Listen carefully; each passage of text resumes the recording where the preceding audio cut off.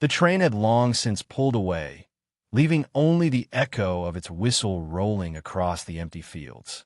On the platform, dust clung to the hem of a girl's torn dress as she stood barefoot, shoulders hunched, trying to make herself smaller against the wooden post. The town's eyes had already found her, sharp, prying eyes that lingered too long. She lowered her face, whispering through cracked lips, "Don't look at me." The words carried like a prayer, though no one in that crowd had any mercy to spare. Her name was Eleanor Grace, though the gossipers would never call her by it. To them, she was already marked, the girl who dared spit on good fortune, who rejected the largest rancher in the territory and shamed him in the process. Jedediah Carter had been her intended, a man with land and cattle enough to feed an army. But his hands, thick and greedy, had reached for her like one claims property, not a wife. Eleanor had turned from him, voice shaking but resolute, and in that instant she carved herself a place outside the fragile mercy of this town. Now, the whispers spread faster than wildfire in dry grass. Women with gloved hands raised to their lips muttered. She threw him aside, while men with dust in their beards muttered about foolish girls who didn't know the weight of hunger. Each word was a pebble thrown at her ribs, bruising without drawing blood. She pulled her dress tight, ashamed of its tears, ashamed of the dust on her bare feet, ashamed most of all of the silence she could not break. A familiar voice cut through that silence. Clara May, her older sister, strode down from the boarding house steps with a steadiness that drew every gaze. 2 years Eleanor's senior, Clara carried herself like a woman who would not bow to shame, though her jaw was tight as iron. She reached Eleanor's side, brushing grit from her cheek with a hand that trembled only when hidden behind her skirts. "Ellie," she murmured, "hold your head up. You did what was right." But Eleanor could not lift her chin. Jed's shadow still pressed against her memory, his red face, the laughter of men who had watched her recoil. Clara knew what Eleanor could not speak, that survival was cruel in this land, and one refusal might cost them more than hunger ever could. Still, she did not scold. Instead, she pressed Eleanor's hand into her own. "If one of us must carry the burden," Clara whispered, "let it be me."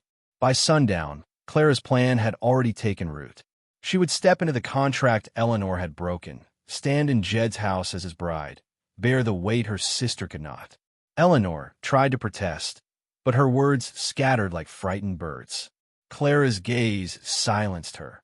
Not pity, not reproach, but the steady promise of sacrifice. In that look lived a lifetime of sisterhood, shared winters by the stove, summers in the fields, nights when they clutched each other through storms. Clara would endure because she always had. As twilight deepened, another figure moved at the edge of the crowd, watching quietly. Silas Boone, a rancher of 32 years, stood taller than most, but never seemed to fill the space around him. His face bore a scar along the jaw, a faint reminder of some old fight, but his eyes carried no hunger for conflict. Where others saw disgrace, he saw only a girl shaking in her rags, a sister shielding her. He stepped forward, kneeling slightly as if to bring himself into Eleanor's lowered gaze. She flinched, turning her face away. "Don't look at me," she whispered again, sharper this time, as though the words might cut him off. But Silas did not move. He drew from his coat pocket a handkerchief, clean, though frayed at the edges, and held it out. No words, no insistence, only the offer. Eleanor hesitated, then took it with trembling fingers. The fabric smelled faintly of soap, the simplest kindness she had touched in days. "Come," Silas said finally, voice low, unhurried. "No one's chasing you out my way." She studied him, searching for the mockery she expected, but there was none. Only patience, a steadiness she could not name. Clara watched, suspicion knitting her brow, yet she allowed Eleanor to step beside him. Together they left the station platform, the crowd parting around them like reeds in a river, every whisper following in their wake.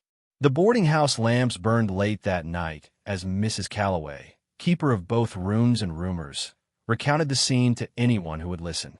"Mark my words," she declared, "the Boone hermit has taken in that girl. outcasts clinging to one another. What shameful business. Her words traveled through the saloon, into the churchyard, even to Jed Carter's ear. He spat into the dirt, the insult fanning his temper like wind to embers. A man made a fool in front of town would not soon forgive.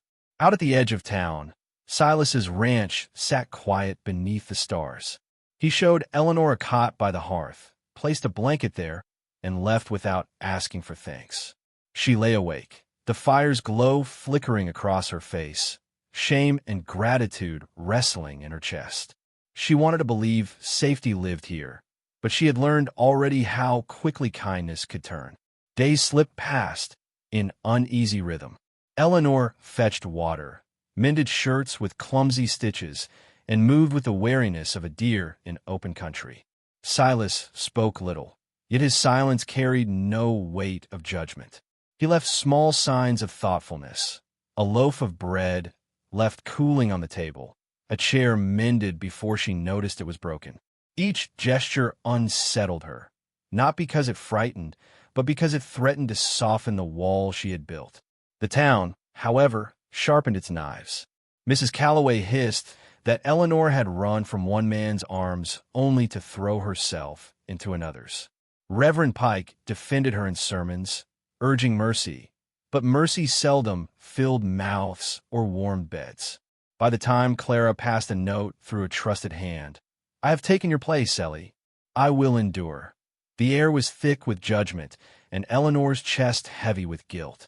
One evening, as the fire dwindled to embers, Eleanor sat hunched on the cot, knees drawn tight. Silas lingered by the door, as if debating whether to speak. At last he crossed the room, slow and deliberate, and crouched before her. She turned her face, hair falling like a curtain. "Don't look at me," she said for the third time, her voice breaking on the edges. Silas shook his head, his scar catching the light. "I ain't asking to look," he murmured, voice soft as worn leather. "Just to see." The words struck deeper than she expected, settling in the hollow places where shame had nested. She said nothing, but for the first time since she stepped from that train, Eleanor did not pull away.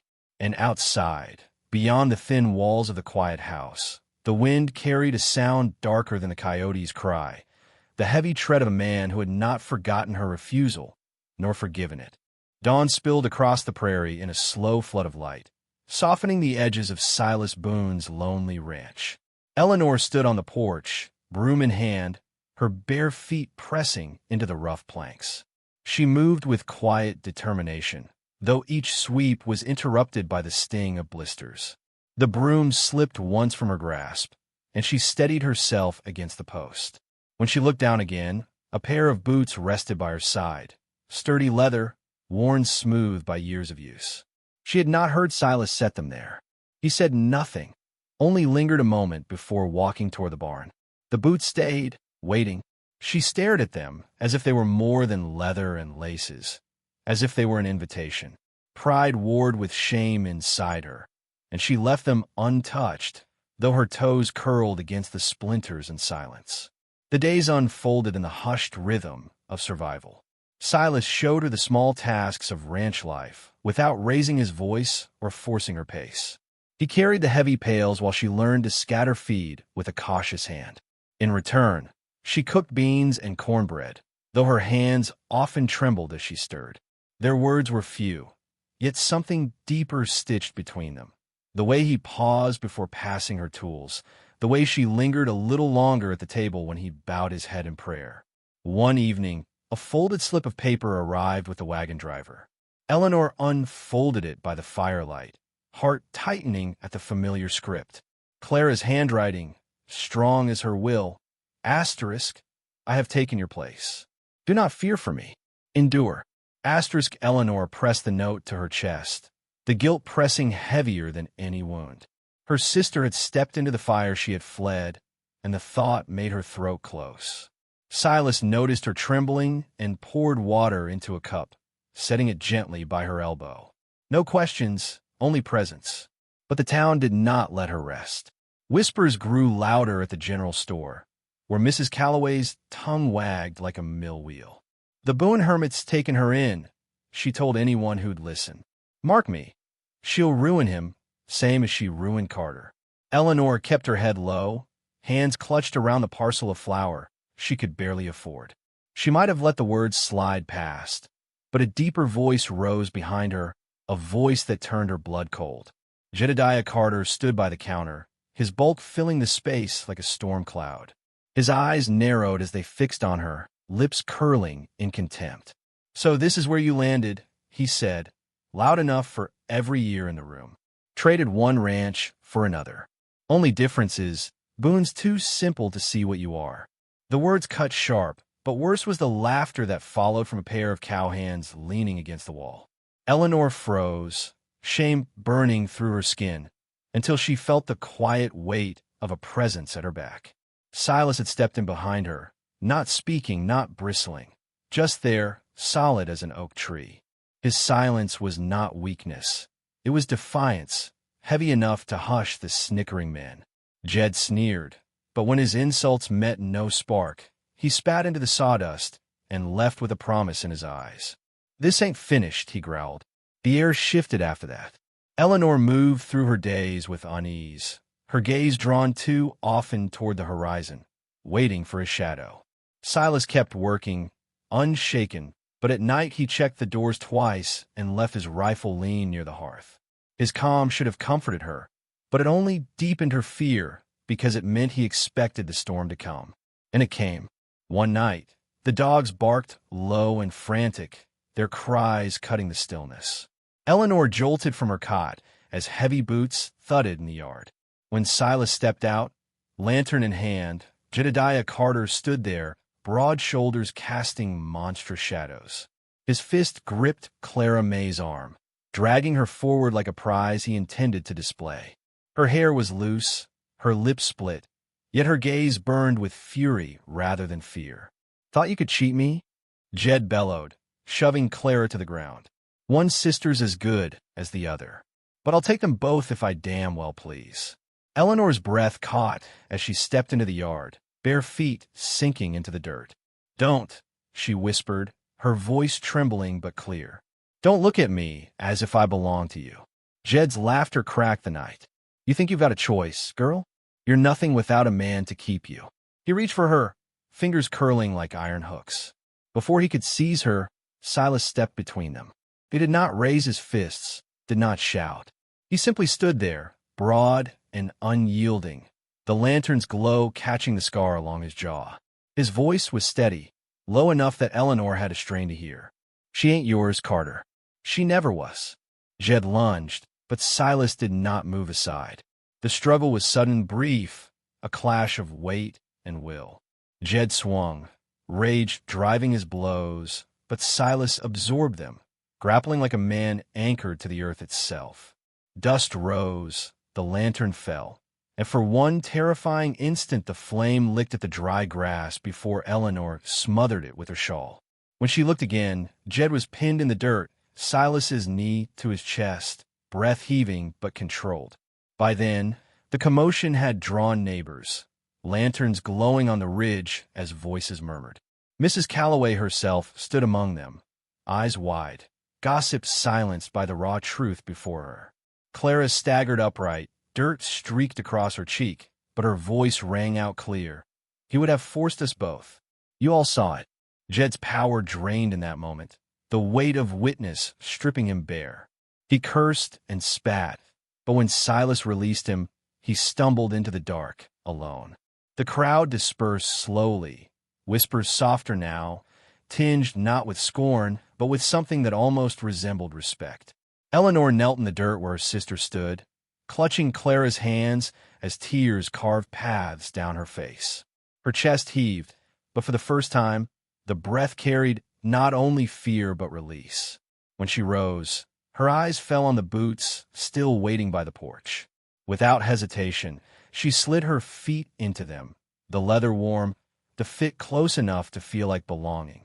Silas watched, saying nothing, yet his gaze lingered not on her shame, but on her strength. She stood taller in those boots, the town's judgment no longer crushing but distant, like a storm that had passed. The night quieted, stars sharp against the black sky, But the hush carried a different weight than before. It was not the silence of fear. It was the silence after a choice, after a line had been drawn. Eleanor turned toward Silas, words trembling on her lips.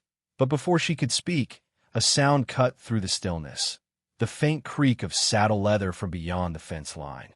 Someone else had been watching.